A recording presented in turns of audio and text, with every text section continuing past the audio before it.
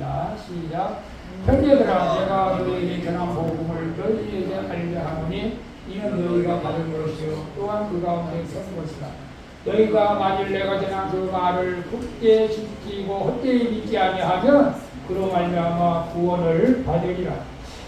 내가 받은 것을 먼저 너에게 전하였느니 이는 성경대로 그리스도께서 우리 죄를 위하여 죽으시고 장사 지낸 바 되셨다가 성경대로 사흘 만에 다시 살아나사 대바에게 보이시고 후에 12 제자에게와 그 후에 500여 형제에게 일시에 보이셨나니 그 중에 지금까지는 대다수는 살아있고 어떤 사람들은 잠들었으며 그 후에 야고보에게 보이셨으며 그 후에 모든 사도에게와 맨 나중에 만삭되지 못하여 남자 같은 데에도 보이셨느니라.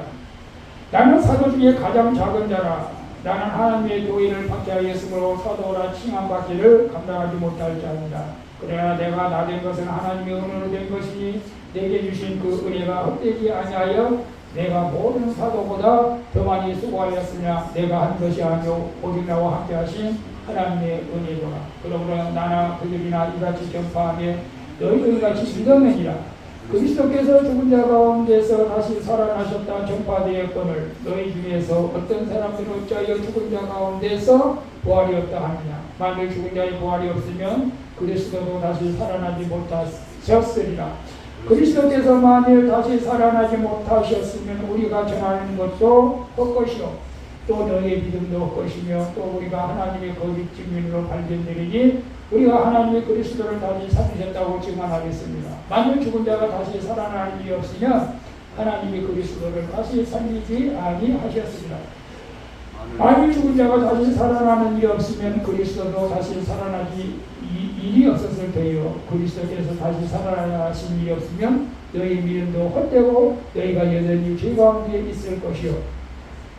또한 그리스도 안에서 잠자는 자도 망하였으니 만일 그리스도 안에서 우리가 바라는 것이 다만 이 세상의 산뿐이며 모든 사람 가운데 우리가 더욱 불쌍한 자이리라. 그림이 어떤 그림 같아요? 종이에 보여? 불쌍한 사람이죠. 불쌍한 사람. 오늘 본문 말씀을 통해서 죽음 이후가 진짜 인생이다. 죽음 이후가 진짜 인생이다. 여러분 그렇게 될 것을 믿습니까? 사실 오늘은 맥주 감사절인데 지난주에 제가 광고를 안 했어요. 광고를 안 해서 제가 준비가 부족한 것 같아서 갑자기 맥주 감사절이라고 하면 여러분도 혼돈스럽고 교회가 또 혼돈만 강조하는 것 같아서 그냥 이번 금년에 맥주 감사절 가르치고 여러분이 감사하는 마음으로 살아가시면 됩니다. 여러분의 삶에서 감사하는 마음으로 살아가면 하나님께서 그 마음을 모시고 맥주 감사를 지키는 줄 믿습니다. 감사하는 삶이 중요하죠. 그전에는 이 무더운 여름철에 TV에서 좀 이 썰하게 해주는 드라마가 하나 있었어요. 드라마기보다는 뭐죠? 그게 전설이고요. 소름이 꽉꽉 끼쳐가지고 밤에 불을 끄면 화장실도 못 가는 그런 사건들을 기억나나요? 옛날이라서 좀 무슨 몇 년 전이요? 한 20년 됐나요? 그래서 요즘 그런 게 안 나오는 것 같아요. 근데 사람들이 참 전세 고향을 많이 갔어요. 그래도 우리나라는 한이 맺힌 민족이라서 한이 많은 사람들이 많아. 한 많은 사람들이 많아가지고 귀신이 나와가지고 복수하고 막 그런 내용들이에요. 우리 이제 그럴 때 이제 전도하기가 또 좋은 수요세요. 예수 믿으면 귀신 안 옵니다. 따라갑니다. 그런데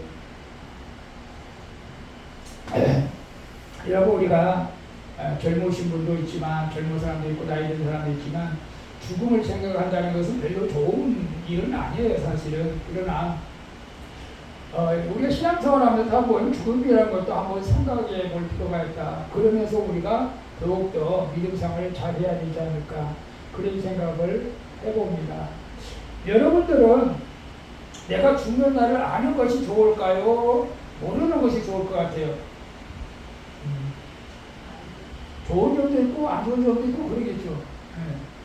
알면은 좀 믿음이 약한 사람 같으면은 많이 산다. 내가 100세까지 산다. 확실하게 산다. 그럼 뭐 마음대로 재밌다가 이제 나중에 한 1년 전에는 예수 믿으려고 하는 사람도 있을 것이고 또 빨리 죽는다고 막 불안해가지고 또 어찌할 줄 모르는 사람도 있을 거예요. 그런데 제가 이제 많은 믿음의 사람들을 이제 보게 되면은 실제로 이제 영적으로 기도를 많이 하는 분들은 자기가 죽을 때를 좀 아는 것 같아요. 다 그런 건 아니겠지만 자기가 언제 대충 죽을 일을 알죠, 사실은. 그러니까 하나님께서 어느 날 이제 내가 데려가겠다 그런 걸 이제 좀 알 때도 있어요. 이제 시골에서 또 목사님이 이제 그런 간증을 했던 것이 기억나요.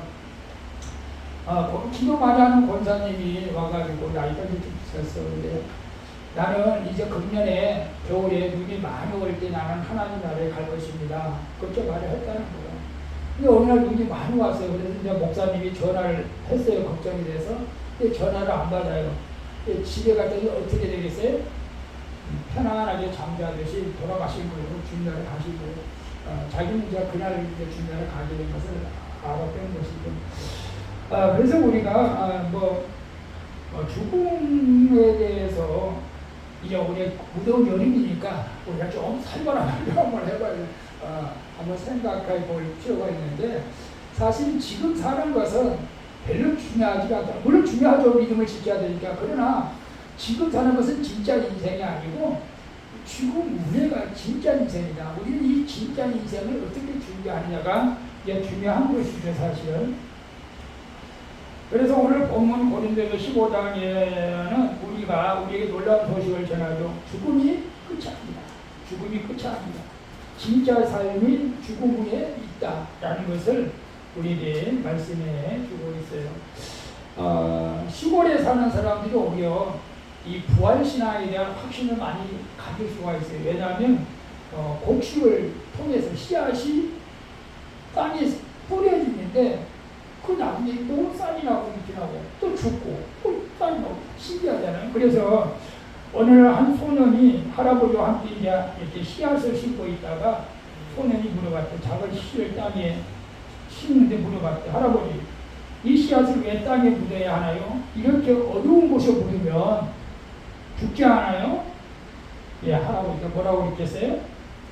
이 씨앗은 땅속에서 죽는 것처럼 보이지만 사실은 새 생명을 준비하는 거란다. 땅속에서 싹이 나고 튀우고 곧 아름다운 꽃으로 피어날 거다. 그렇게 말이 실제로 그렇잖아요. 실제로 이처럼 우리의 죽음도 끝이 아니라 새 생명이 시작이라는 것을 오늘 본문에 우리에게 말씀해 주고 있습니다. 여러분, 우리가 이제 이 부활신을 가진 자하고 안 가진 자하고 죽음 앞에서 확연하게 사람이 달라요. 어떤 노신사는 죽음 앞에서 그렇게 회고를 했다고요. 나는 평생에 죽음을 피하려고 애를 썼지만 죽음을 피할 수 없고 죽음을 바꿔야 한다. 죽음은 누구도 피할 수 없다. 그렇게 말을 하면서 마지막을 보냈다고 하는데, 사실 성경 우리가 히브리서 9장 27절을 보면 사람이 한 번 죽는 것은 하늘에 정한 것이고 후에는 심판이 있다. 우리는 이것이 예언서입니다. 예언. 그걸 누구도 영원히 이 땅에서 육신을 몸에 입고 살아갈 수가 없습니다. 한 번은 죽습니다. 누구나 죽습니다. 그런데 많은 사람들이 사실은 죽음을 두려워하잖아요. 죽음을 두렵지 않는 사람이 있을까요? 사실은 우리가 부활신앙을 있다 하더라도 죽음이 두려워. 누구나 두렵습니다. 그러나 오늘 우리는 죽음 후에 또 다른 소망이 있다는 것을 우리가 알아야 된다는 것입니다. 죽음 후에. 그래서 오늘 본문 말씀을 통해서 부활의 복음이 왜 우리 인생에 결정적인 역할을 할 수가 있다는 것입니다. 그래서 오늘 우리가 이제 무더위에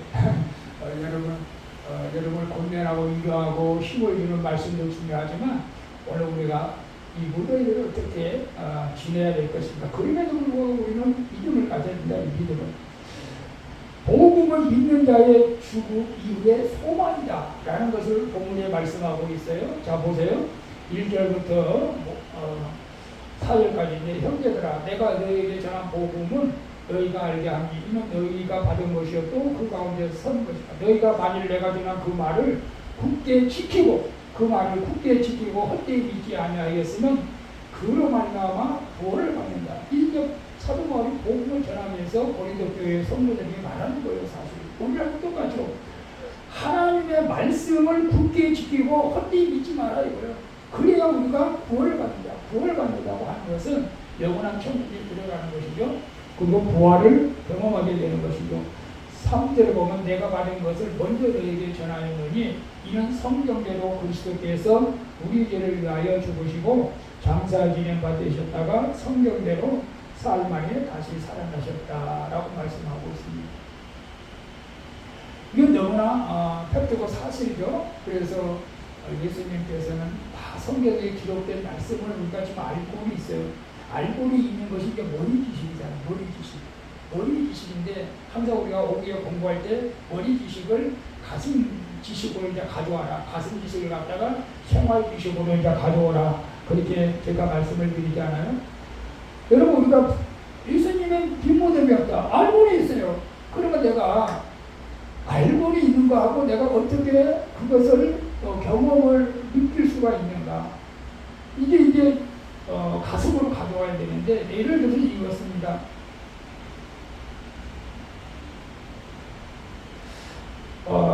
오래전 2차 세계대전 중에 한 독일 병사가 전쟁 중에도 누구한테 전도를 했나 봐요. 전도를 한 거예요. 군사들에게 전도지를 나눠준 거예요. 근데 전도지를 갖고 이제 부활, 예수 믿는 천국 가고 부활한 거, 이 전도지를 받았겠죠. 그래서 막연하게 사실은 뭐 그런 것 같다고 생각만 해도 실제적으로는 잘 안 믿었던 것 같아요. 그런데 어느 날 이스라엘에 가게 될 동기가 있어가지고 예루살렘을 방문하게 되었습니다. 예루살렘을 방문하면서 예루살렘 보면 그 예수님의 빈 무덤을 보여줘요. 관광객들에게 예수님의 빈 무덤을 보여주면서 그는 그 앞에서 그렇게 중얼거렸다고 합니다. 이 무덤이 비어있다는 사실 하나가 내 인생을 다시 살게 했다. 그거 고백을 했다는 것이죠. 이 머리로만 아는 것이 아니라 정말 예수님이 부활했으면 우리도 부활하기 때문에 내가 이 부활하는 예수님을 믿고 내가 인생을 헛되이 살면 안 되겠다는 것을 말했다는 것이죠. 여러분 복음의 핵심이 뭡니까? 예수님의 죽으심과 부활 그리고 이제 다시 오실 예수님이시죠. 그래서 만약에 기독교에서 다른 종교하고 차이점이 뭐냐? 물론 기독교는 천지만물을 하나님 창조하신 것도 다른 종교하고 다릅니다. 다른 종교는 천지만물을 자기 교주가 만들었다고 말한 종교는 없어요. 우리는 하나님이 교주가 아니죠. 천지만물의 하나님이시고 그 다음에 다른 종교에서 부활을 없죠. 우리 기독교만 부활신앙이 있습니다. 근데 부활은 너무나 역사적이고 사실적인 것입니다. 그래서 우리가 예수님의 부활은 복음의 증거이고 우리 역시 그분과 함께 부활할 것이라는 우리의 이 사실, 이 믿음을 우리가 가져야 된다는 것이죠. 그래서 이 복음을 믿는다는 것은 참 이 땅에서 잘 사는 건 좋죠. 잘 사는 게 나쁘진 않습니다. 그런데 이 땅에서 잘 살기만 바래서 복음을 버린다고 하는 것은 너무나 불행한 삶이 되는 것이죠. 그런 사람들은 죽음 이후의 준비를 전혀 못하는 사람들이라는 것입니다. 우리가 믿음 없이 사는 사람들도 이런 소망, 부활에 대한 소망이 없다면 불신자와 똑같습니다. 그들 역시 죽음 앞에서 두려워할 것입니다. 물론 믿는 사람들 죽음 앞에서는 두려워하지만 그러나 부활에 확실한 믿음이 있는 사람은 크게 두려워하지 않는다는 것이죠. 그리고 부활에 확실한 신앙을 가진 사람들은 내가 죽는다는 거에 대해 저는 그런 생각을 해봤어요. 내가 이제 저 미국에 있는 부모님을 만나러 간다. 미국에 있는 자녀를 만나러 간다. 우리 이제 에바다 거기 모임에서 우리 한 분이 교수분이 있는데 그분이 이 총신대학교 교수를 했었고 영어를 좀 잘하기 때문에 그도 우리 에바다 모임에서 통역사로 많이 활동하고 근데 자녀가 미국에 살다 보니까 좀 미국에 자주 다니더라고. 근데 우리는 평생 미국에 못 가볼 수도 있어. 여러분 미국 한번 가보고 싶지 않아요? 가보고 싶지 않고 갈 일이 없잖아. 갈 일이 없어. 근데 우리는 천국은 한 번은 가야 됩니다. 그래서 우리가 믿음으로 잘 살 때 우리는 부활하신 예수님을 또 만나면서 영원한 천국에 살게 되겠죠. 근데 우리가 중요한 것은 많은 사람들이 그렇게 생각하는 거예요. 안 믿는 사람은 이 부활이 없다, 가짜다 이렇게 생각할 수도 있고, 믿는 예수를 믿고 교회에 나온 사람들도 이 부활에 대해서 의심하는 사람이 많은 거예요. 도마처럼 그죠? 도마도 의심했잖아요. 예수님 12제자 중에 한 사람이지만 나는 예수님 부활 못 믿겠다. 내 눈으로 보지 않고 못 믿겠다. 그래서 예수님이 도마 앞에 직접 나타나셔가지고 내 손과 발을 봐라, 못자국을 만져봐라, 그리고 믿음 없는 자가 되지 말고 믿는 자가 되라고 했잖아. 그러니까 그때서야 주여 주는 하나님이십니다. 그때부터 주를 믿으면서 도마가 정말로 복음 전하다가 순교했죠. 사실은. 여러분 어떻습니까? 자, 본문은 5절부터 봅니다. 자, 부활하신 예수님이 게바가 누구죠? 게바가 베드로입니다. 베드로에게 보이시고 그의 12제자에게와 그 후에 500여 형제에게 임시에 보이셨나니 그 중에 지금까지 대다수는 살아있고 어떤 사람들은 잠들었으며 그 후에 야고보에게도 보이셨으니 그 후에 모든 사도에게와 그리고 사도에게와 8절까지 만삭되지 못한 나에게도 이제 보이셨다고 말씀하고 있어요. 이게 바울의 사도 바울의 간증이죠.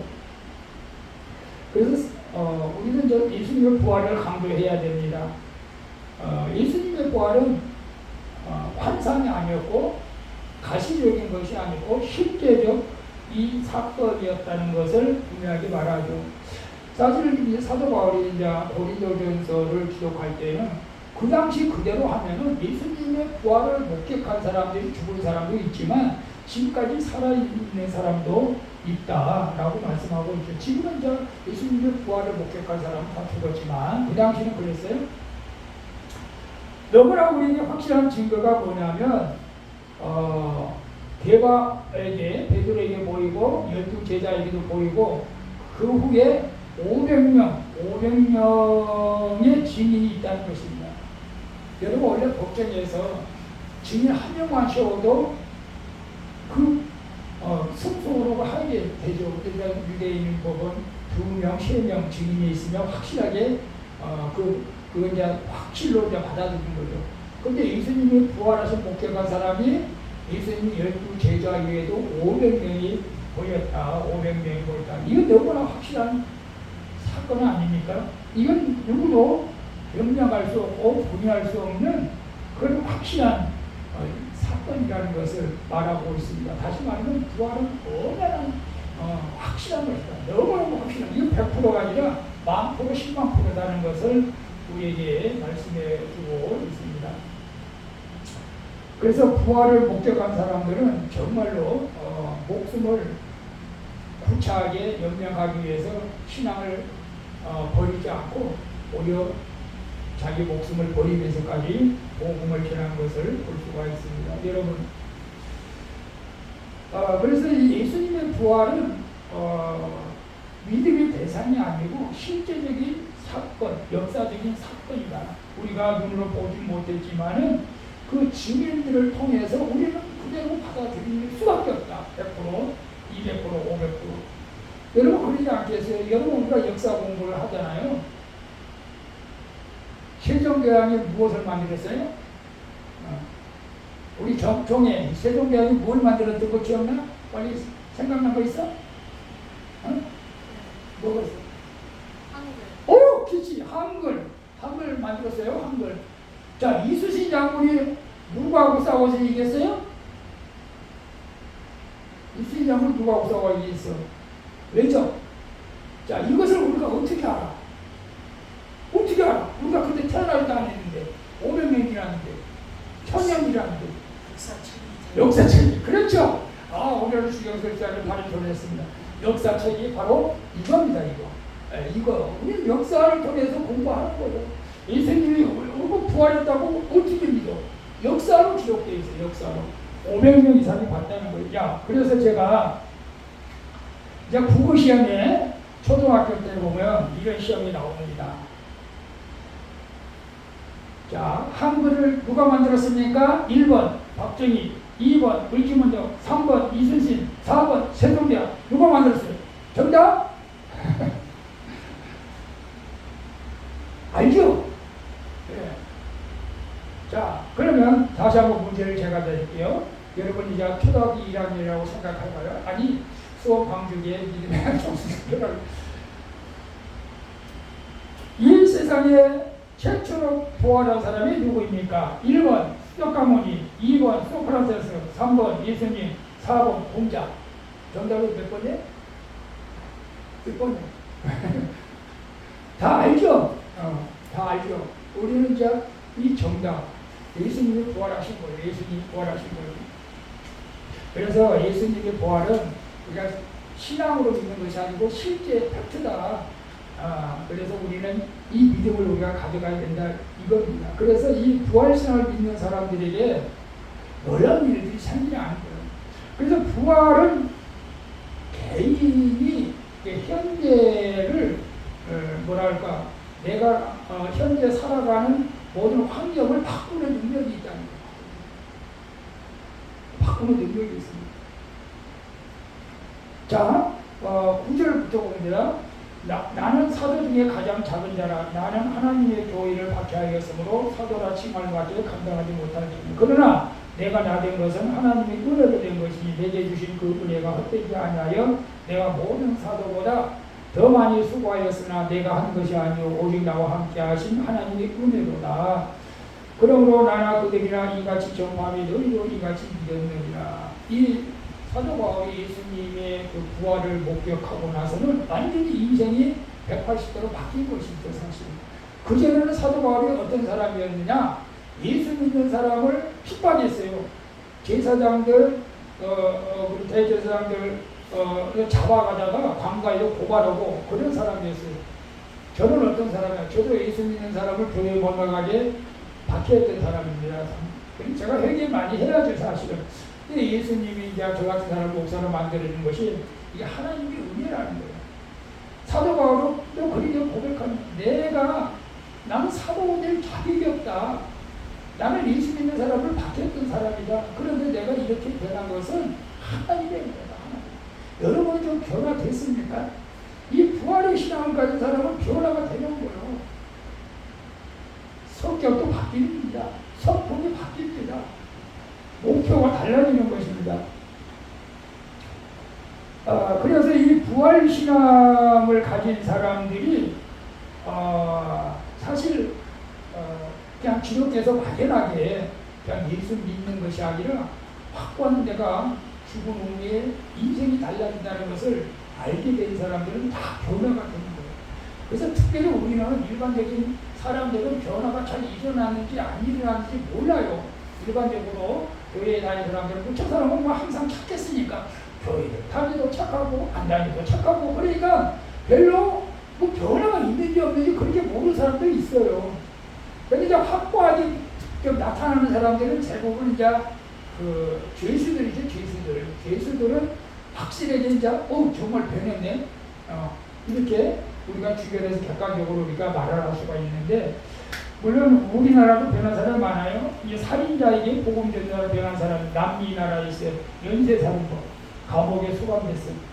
성경책을 어떤 어느 교도의 기독교 나라는 우리나라도 기독교 나라는 아니지만 국교가 기독교는 아니지만은 그래도 우리나라가 세계적으로 좋은 교도소가 하나 있잖아요. 민간 교도소. 저기 여주에 거기는 이제 기독교 단체에서 교도소를 만들었잖아요. 거기에서 좋은 일들이 많이 일어나요. 네. 많은 사람이 변화가 된다 이거예요. 일반 교도소보다 일반 교도소에 성경책을 갖다 주고 복음 전하고 목사님 와서 설교하고 보니까 다른 교도소보다 많은 제법이 안 일어난다. 제법이. 그래서 이 죄수도 성경을 읽으면서 눈물을 흘리면서 변화가 일어나가지고 감옥 안에서 예수를 믿고 그의 목사가 되어서 죄수들을 위해서 복음 전하는 대부분 그런 사람이 많아요. 죄수들이 예수를 믿게 되면 그 감옥에 있는 사람들을 복음을 전하는 경우가 많아요. 우리나라도 여러분 옛날에 김두호라고 여러분 기억하지 모르겠어요. 김두호 1970년 저도 잘 기억이 안 나요. 근데 이제 인터넷에 찾아보는 관이 있는데 강도살인 흉악범죄로 사형 선고를 받은 사람입니다. 사형 선고. 그런데 감옥에서 성경을 읽다가 예수님을 만난 거예요. 여러분 이게 말씀을 읽다가 예수님을 만나는 거예요. 그래서 성경을 읽으라고 하는 거예요. 말씀을 읽다가 예수를 만난 거예요. 그래서 그 교도소 안에서 많은 그 당시는 이제 70년대 사형이 집행되기 전까지 많은 복음을 전했다고 합니다. 그리고 책도 평가된 나는 사형수입니다. 그리고 그 책도 내가지고 내가 믿는 사람들에게 많이 그런 교과가 됐고 조선군이란 조직 폭력배도 있었어요. 인천에서 악명 높은 조직 폭력배인데 또 갈치, 마약, 폭력 이 사람도 교도소에서 복음을 받아들이고 신학교에 가서 목사가 돼서 많은 사람들에게 복음을 나오고 뭐 정기영, 이재철 이 사형수들이 다 이런 사람 너무너무 많아요. 근데 우리는 너무 미치는 것 같지 않아요? 부활하신 예수님을 믿는데. 그래서 부활하신 주님을 만나면 인생이 바뀐다. 인생이 바뀐다. 삶의 목적이 바뀐다. 삶의 목적이. 그렇지 않습니까? 죽음보다 강한 생명이 그를 덮고 있기 때문에 그렇습니다. 그래서 우리의 사도 바울처럼 부활의 능력 안에서 우리가 반응하면서 살아가야 될 줄이 있습니다. 우리는 부활은 교훈이 아닙니다. 나를 다시 태어나게 하는 생명의 능력이다. 생명의 능력. 이 부활신앙은요, 내가 알지 못하는 놀라운 능력이 있습니다. 여러분 우리가 성경적으로 보면 제가 여러분에게 말씀해요. 제가 성경적으로 보면 십자가 신앙이 있고 십자가 신앙은 뭘 말하냐?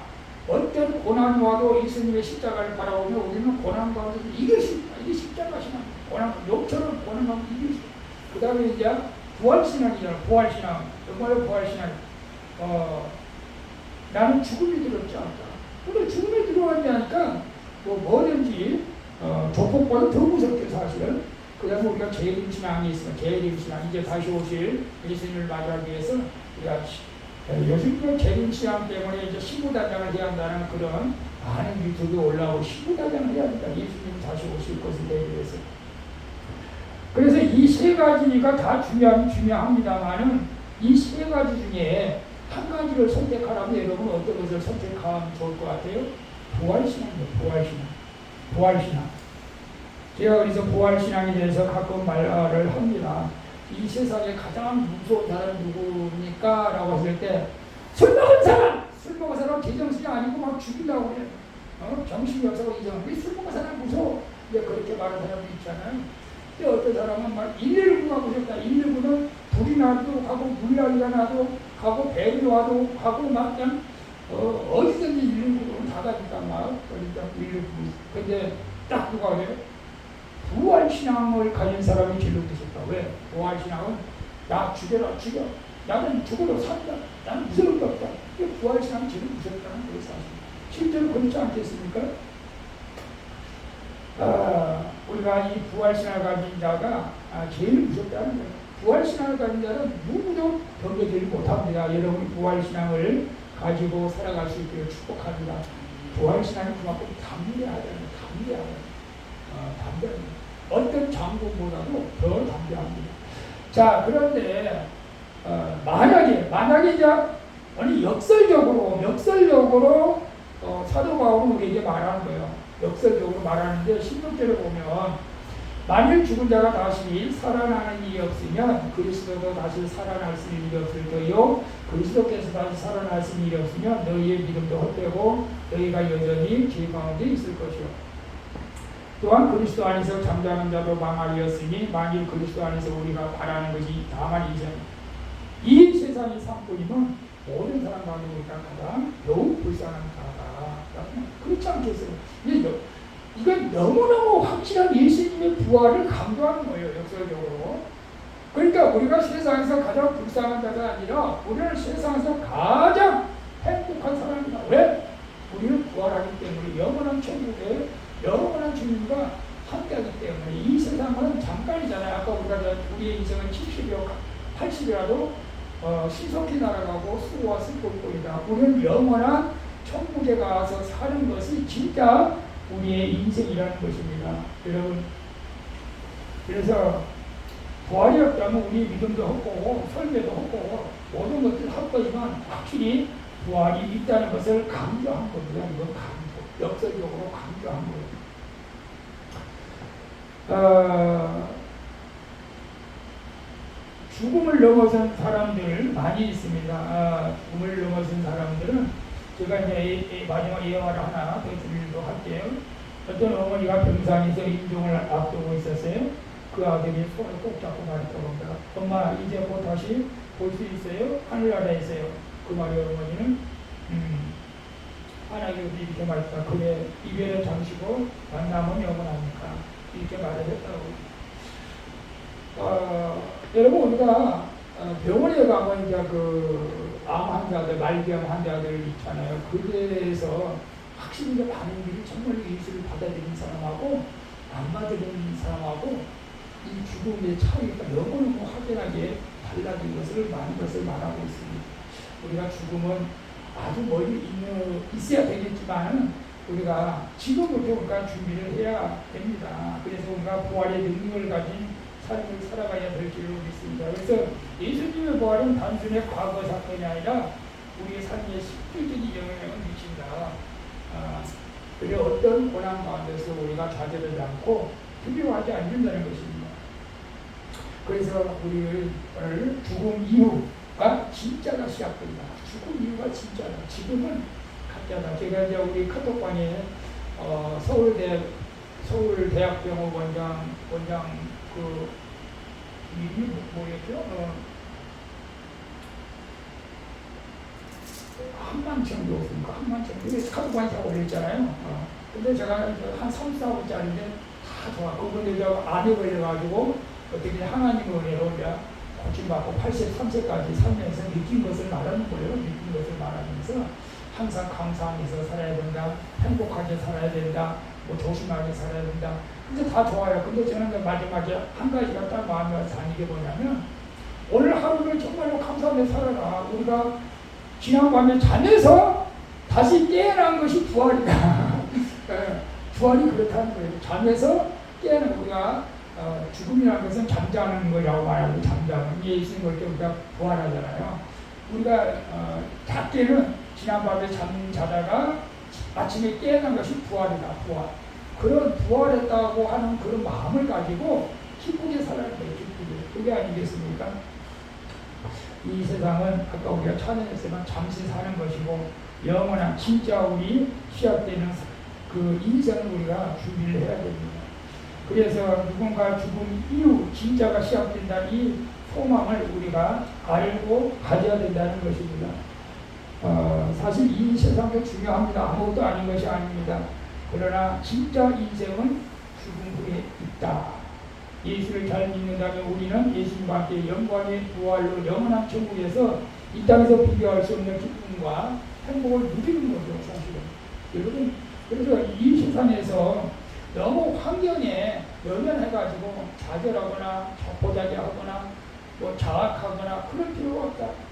제가 옛날에 어떤 가수가 그런 노래 부른 것 같아요. 세상은 너무 지겨운 그러면서 막 잘난 사람은 잘난 대로 살고 못난 사람은 못난 대로 산다. 우리는 그냥 믿음으로 살면 되는 거예요. 남들이 어떻게 봐주었던 우리는 부활의 소망을 가지고 믿음으로 날마다 승리하며 살아가시기를 축복합니다.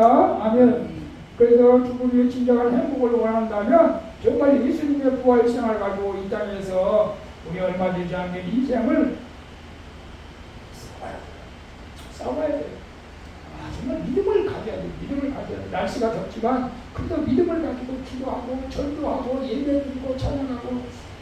여러분 어떠세요? 막 제가 땀을 뻘뻘 흘리고 내가 찬양 드리니까 저는 괜찮아요. 그래도 괜찮아. 근데 우리 성도들 함께 이렇게 찬양을 함께 드리면 얼마나 하나님께서 기뻐하실까 그런 생각을 하는 거예요. 여러분 우리가 이 땅에 살면서 예수님과 동행하면서 여러분 아직 우리는 언제 주님을 부르실지는 모르지만 죽음 이후에 살판나는 인생이 되어지기를 예수님의 이름으로 축원을 드리겠습니다. 아멘. 기도하겠습니다. 좋으신 아버지 하나님, 우리의 인생은 이 세상에서 끝나는 것이 아니고 영원한 천국이 있고, 또 우리가 예수의 부활의 능력을 믿는 자들은 예수님이 다시 오실 때 우리가 부활할 것을 믿습니다. 그래서 이 세상은 잠깐 있는 세상이고, 이후에 죽음 이후의 세상이 영원한 세상이요 진짜 인생이다는 것을 우리가 확실히 알고, 오늘 힘들고 어려워도 우리가 믿음의 확신을 가지고 부활의 능력의 믿음을 살아갈 수 있도록 도와주시옵소서. 예수님의 이름으로 기도합나이다. 아멘. 우리 다시 한번 찬양 드립니다.